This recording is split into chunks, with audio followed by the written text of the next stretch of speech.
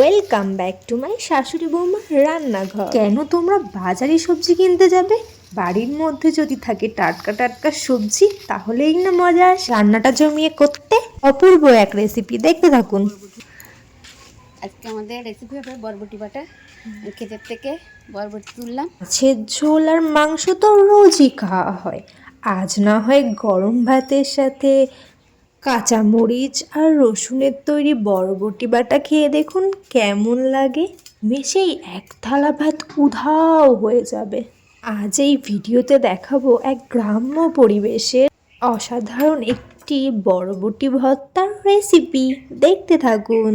আমাদের চ্যানেলে নতুন হয়ে থাকলে চ্যানেলটি প্লিজ সাবস্ক্রাইব করে দেবেন।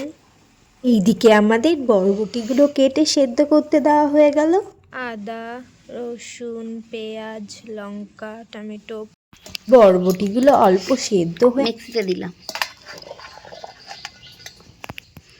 মিক্সিতে দিলাম, ওর সঙ্গে দেবো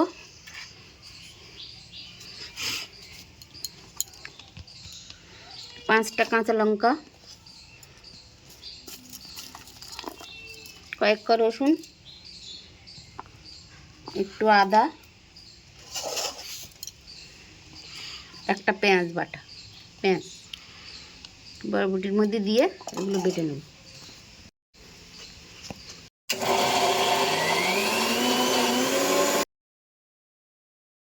বরবটি আর আদা রসুনগুলো পেস্ট করে নিয়ে নিলাম। বাটার জন্য প্রথমে আমরা কড়াইটা উনুনের মধ্যে উপর দিলাম। কড়াইয়ের মধ্যে একটু সাদা তেল দিয়ে গেলে একটা শুকনো লঙ্কা ফোড়ন দিলাম।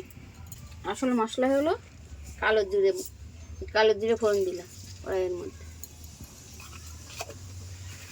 স্বাদ মতন লবণ দিয়ে নেব,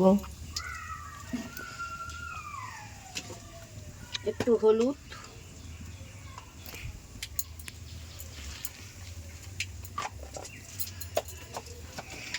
একটু মিষ্টি, স্বাদ মতো মিষ্টি দিই।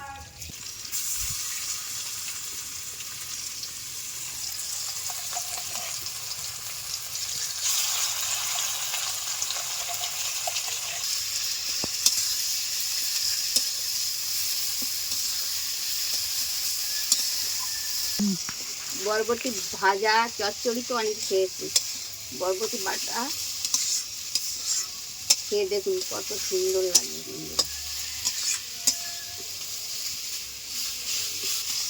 তবে এই বরবটি বাটা খেতে খুবই সুন্দর লাগবে।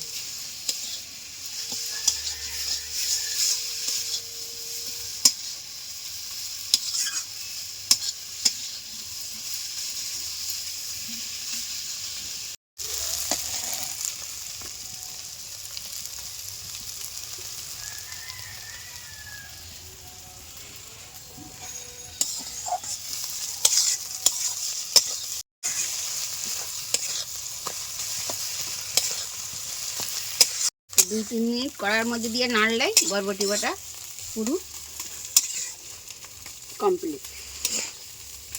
বেশি সময়ও লাগবে না, অল্প সময়ে একটা সুন্দর রেসিপি, মুখরোচক রেসিপি আপনারা করে দেখবেন বাড়িতে, খুবই ভালো লাগবে।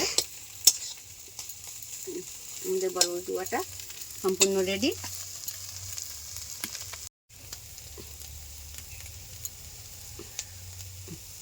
সহজ প্রক্রিয়ায় বরবটি ভর্তার রেসিপি যদি আপনাদের ভালো লেগে থাকে প্লিজ কমেন্ট করে বলো, আর একদিন বাড়িতে বানিয়ে দেখো।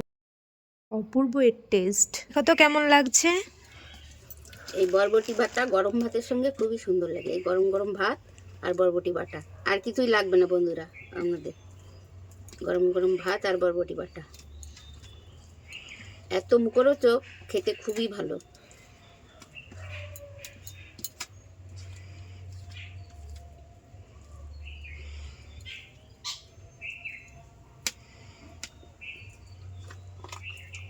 হেভি লাগছে খেতে, খুব সুন্দর লাগছে।